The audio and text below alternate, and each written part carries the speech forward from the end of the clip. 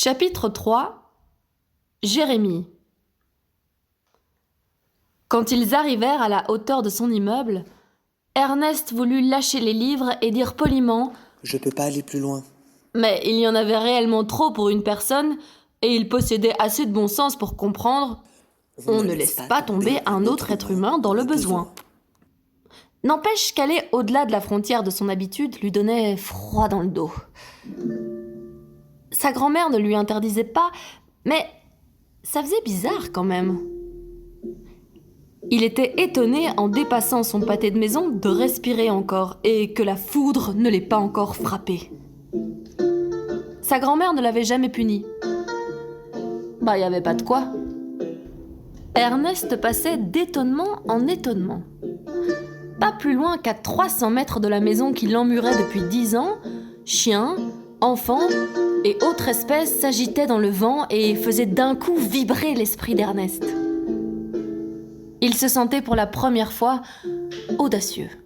Un chasseur urbain, un aventurier dans son quartier, un héros presque. Ernest est là! Il suivit Victoire à travers un jardin public jusqu'à l'entrée de son immeuble qui bordait toute cette verdure. Il posa les livres devant le portail avec un « Voilà. » Ce « voilà » était rempli du discours intérieur d'Ernest. J'ai fait mon devoir de voisin, mon devoir de camarade, mon devoir de citoyen, mon devoir d'être humain. Le mot « devoir », Ernest le connaissait, mais à fond. Non mais... Victoire transféra sa propre pile dans les bras d'Ernest, se baissa pour ramasser l'autre tas et poussa le déménageur réticent devant l'ascenseur. La pile de livres tremblait, traduisant la peur d'Ernest. Je vais aller à pied. T'es fou ou quoi? C'est au 7e étage. Papa dit que c'est le 7e ciel. Elle le propulsa à l'intérieur de cette cage en fer forgé qui montait lentement par à-coups. Ernest ne respirait plus. Les enfants ont droit de prendre l'ascenseur? Victoire leva un de ses deux sourcils et ferma un de ses deux yeux pour réfléchir. Bah, pourquoi pas? Miraculeusement vivant à la sortie de l'ascenseur, Ernest reposa les livres devant la seule porte du palier avec un nouveau « Voilà !» Mais avant qu'il puisse dévaler l'escalier, la porte s'ouvrit, encadrant un jeune homme avec un bébé dans les bras. Le bébé, tout souriant, tout gigotant, tendit ses bras vers Ernest, qui était pétrifié sur place. Prends-le, il te veut. C'est Jérémie.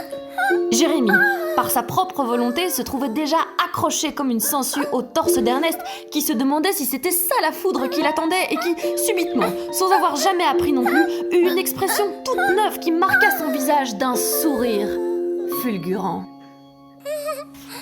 Jérémie l'entourait de ses deux bras potelés, l'étouffant presque. Personne d'autre au monde n'avait jamais serré Ernest dans ses bras. Il était effectivement au 7e ciel. Bah, ne restez pas là, entrez. Lui dit le jeune homme. Je ne peux pas, il faut que je m'en aille. Il produisit un faible Au revoir. en descendant les marches. Hé, t'emportes le bébé avec toi? Lui cria Victoire, Oh, pardon, je ne me suis pas rendu compte. dit Ernest en rebroussant chemin. Ah, tu sais, un de moins. Voilà, je vous le rends. Affirma Ernest en essayant de décrocher le bébé qui se collait à lui avec une force obstinée. Vas-y, entre. Lui répéta le grand gros. Voilà, ça c'est mon frère aîné, Dan, 22 ans. Dan, Ernest, mon meilleur ami. Le mot « ami » bouleversa Ernest. Il les suivit dans l'entrée où attendaient des cartons immenses, puis dans un long couloir, parfaitement adapté à l'activité qui s'y pratiquait, un slalom de patins à roulettes entre d'autres cartons. 3 patineurs disputaient un championnat improvisé, Voilà, Zabulon, Naphtali et Asher. lui souffla Victoire. Elle t'a vu, trop soin mon patin. Asher, t'as de franc-moi. Nafta. Ils font trop leur malin. Ceux-là étaient plus proches de leur âge. Ernest se demandait si c'était des noms africains. Il répétait à voix haute « Zabulon, Naphtali, Asher. Ouais, en fait, mes parents cherchaient un grand ensemble de noms. Ils avaient pensé au roi de France, mais ils pouvaient pas nommer tous leurs fils Louis. Ils savaient qu'ils voulaient beaucoup d'enfants, alors ils se sont dit qu'ils allaient entamer les noms des 12 tribus d'Israël, sans savoir qu'ils allaient réussir à fournir les 12 bonhommes pour les 12 noms. Ceux de la Bible? Ouais, tu connais? Il y a une vieille Bible chez moi. Je l'ai parcourue, mais j'ai pas retenu tous les noms. Ils arrivèrent à un grand salon, au milieu duquel 4 autres tribus se battaient pour la télécommande. La télé, le seul objet hors de son carton, hurlait, et eux aussi. Ça, c'est Gad, Benjamin, Ephraïm et Manassé. Allez, vas-y, putain! Mais Nafta, c'est toujours Gad, toi. tu fais mal! T'es mal. Moi, j'en ai marre. On va regarder les anges encore. S'il suffisait d'aimer. Ouah, bravo Caroline pour ces paroles. Le bébé était toujours dans les bras d'un Ernest ahuri quand il sentit dans sa main une chaleur liquide qui se mit à couler par terre comme les chutes du Niagara. Victoire le vit et gronda Dan. Dan, tu l'as pas changé depuis le siècle dernier ou quoi? Je viens d'arriver. Demande à Judas, c'était lui qui était de service. Laisse tomber, on va le changer. Tu viens, Ernest? Victoire demanda à Ernest de la suivre dans la chambre qu'elle partageait avec Jérémie à l'autre bout du vaste appartement. La pièce était un zoo en peluche avec des mobiles, des boîtes à musique et des jouets innombrables. Le tout fraîchement sorti des cartons vides qui décoraient également la chambre surchargée. Ernest pensait à sa propre chambre de moine et se demandait comment Victoire arrivait à travailler là-dedans. Il plaça Jérémie sur une planche recouverte de mousse que Victoire lui indiqua et observa les gestes expérimentés de cette jeune maman en miniature. Quand elle eut fini avec Jérémie, elle laissa le bébé parmi ses peluches géantes, prit la main d'Ernest et l'amena à la cuisine. L'appartement avait les proportions de la famille. Des portes partout, donnant l'impression de 1001 pièces. Devant une porte entr'ouverte, Victoire désigna un autre frère penché sur son bureau. Ça, c'est Ruben, il travaille tout le temps. Il est dispensé de bébé cette année. Salut. À la cuisine, il y avait Isaacar et Simon en train d'éplucher une tonne de pommes de terre.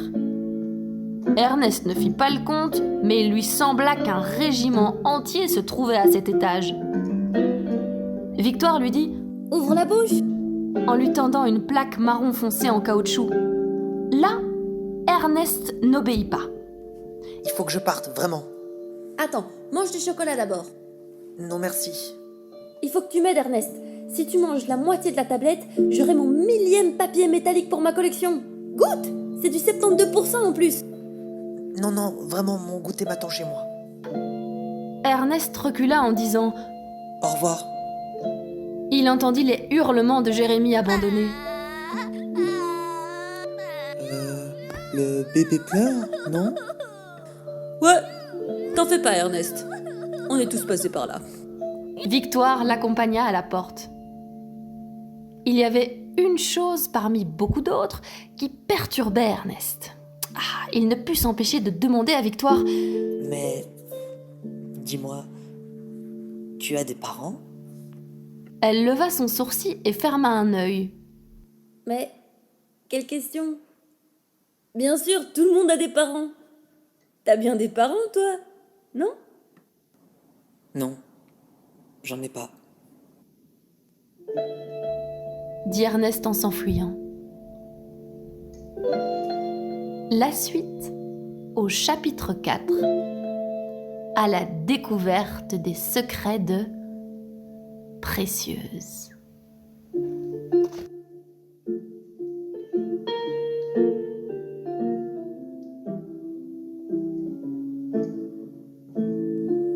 Bon confinement à tous.